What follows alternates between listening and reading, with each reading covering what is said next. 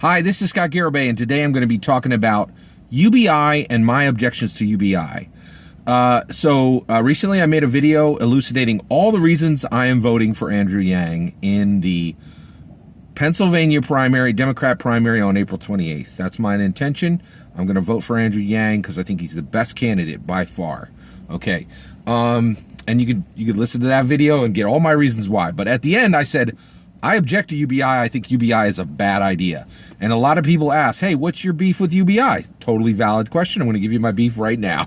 So I object to UBI for two principles, right? Actually, I object to UBI on two elements. One is data, two is principle, and I'll explain them now. So in order for me to believe in UBI, to believe that it would work, I would need to see it proven out through the scientific method. You would construct a hypothesis. The hypothesis would be 1 million citizens on UBI are going to do better than 1 million citizens who are not on UBI. Then you would take that hypothesis, you would start giving 1 million citizens UBI, and then you would start tracking 1 million citizens specifically who did not get UBI, right? And then you would have a UBI and a no UBI test pool, and then you would collect data. You would collect data on those two pools. You would then analyze that data, you would review that data, and you would draw your conclusions, and then you would report your findings, right? Now, no one has ever done that the way I would like to see, in that pure experimental way, right? But it has been done. There have been many UBI experiments. The two that are as close as possible to what I just said are Finland and Alaska, and let's talk about them. Finland tried UBI for a 2-year pilot and then canceled it. So UBI was a failure in Finland. Okay.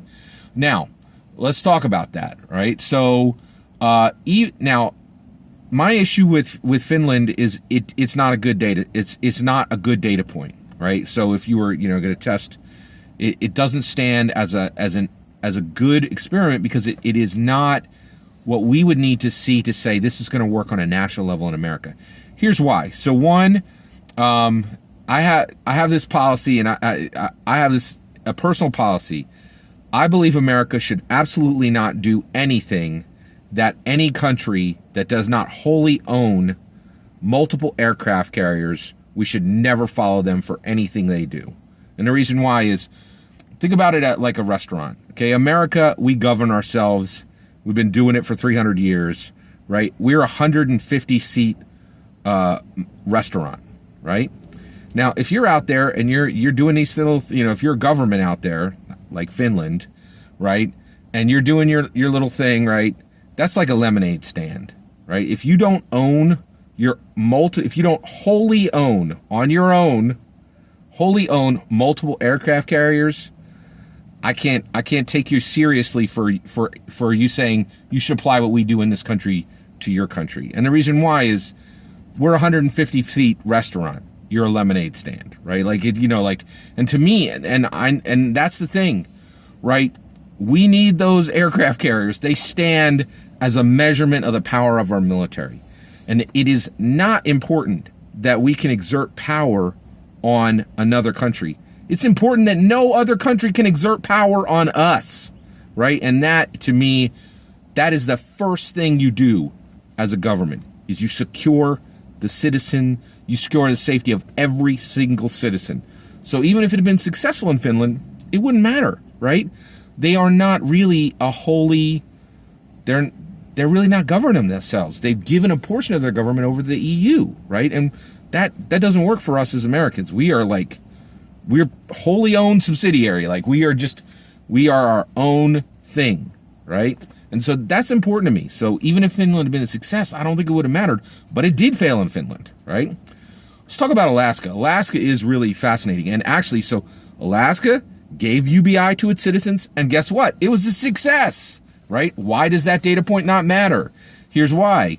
Alaska is a state that is rich in resources and very, very low in population, right? America is incredibly rich in resources and very, very high in population. So that data point doesn't stand. So here we are. Okay, on the data, does UBI work? Here's where we land. No one has done the experiment that's needed, right? And then the 2 experiments that were done are nothing like America. It failed in Finland. It worked in Alaska. It doesn't really matter. Those data points can absolutely not be extrapolated to the United States of America. It's just those data sets are too small and too dissimilar to America. Okay. So I object to UBI because it has never been proven out through the scientific method. There's never been a data set that proves UBI works. Okay. Now, why do I object to it based on principle? Okay. Here's why. Super simple. Okay. There's the first model and the second model. Model 1, work hard, get paid. Okay. Model 2, do nothing, get paid. That's what UBI is, in my opinion. So let's talk about the age-old model of get your own income, right? GYI, get your own income versus UBI, right? So get your own income is time-honored, time-proven, right? And I've proven it. Like, I had to go out and get my own income. I did that. It's proven, right? Like, and hundreds of millions of people have used GYI, right? Get your own income, right? And it's fair, right? It's very fair. So that's a good model. It's time honored, time proven. It's fair. Okay. What is the principle I object to for UBI? Okay. UBI is do nothing, get paid. It's unfair. It is specifically unfair to business owners, right? There's going to be a whole bunch of money just dumped into the money pool, right, for people to spend. And I think business owners are out there and they are running their businesses, and the idea, and business owners pay wages to workers, right? Now the government is going to pay wages to non-workers, right? And workers.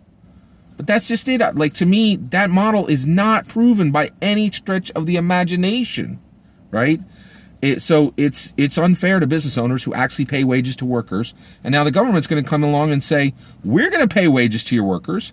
And if you have people who you would like to work at your business, we're going to give them money to make it easier for them to not work at your business, right? That's a problem, right? The other thing, and that's my biggest issue. Based on principle, I object to the model of do nothing, get paid, right? Now, why am I voting for Andrew Yang if I fundamentally disagree with UBI? Here's why. UBI is a solution. It is a real solution, right? Now, I think it will fail. The solution will fail, but it is a fully fleshed out, fully put forward plan and an actual solution. And I think Andrew Yang is the only person who is bringing an actual solution to the 2020 Democrat primaries, right? I think every other candidate has a collection of tweaks, things that they want to tweak about America. UBI is not a tweak. That is a huge transformational solution. I think that solution will fail, right? So it will fail to work. Not that I think Andrew Yang will actually be able to get UBI his $1,000 a month, $12,000 to every adult American. I think he'll be able to get that into position, right? And I think it will fail. It will not work, right? So why am I going to vote for a candidate who has a solution that I think will fail? Here's why, right? I have 100 times more respect for someone who has a wrong solution than no solution. And you know what? That's me. I get if people want to come to me and say that's crazy or that I don't think that's a good idea, I hear you, right? But the reality is I live my life like this, right? When you are moving through life, you do not hesitate. You get a solution, you put it in, and you watch it fail. Instead of standing back, having nothing, bringing up a few different objections, talking trash about other people's solutions, or giving a couple of ideas that aren't really a fully formed solution, which I think is exactly what every other candidate is doing. So I would rather see a candidate who has a solution, put it in, and that solution fail, than somebody to bring nothing. And I think that's what every other candidate is doing. They are bringing tweaks, which in my opinion equal nothing, no real solution. The other reason why is when UBI fails, what do we have left, right? Well, we have Andrew Yang as president. Now, why is that important to me? I have a degree in political science. I earned it in 1992 from Millersville University, and I have followed politics since I was 12 years old. As a paper boy, I would read the paper and read all the politics there, right? And never in my life have I seen a candidate who talks about his family with respect and care, right? Who hustles the way Andrew Yang hustles, who works hard, who came up through tech, came up through startups, proved he can produce, right? And then also rejected politics, right? Andrew Yang really never came up through the road of a politician. And I think that's what you need now going forward. The president should never again be held by someone who is a politician, right? You should have politicians advising them. Politicians are absolutely needed to advise the president.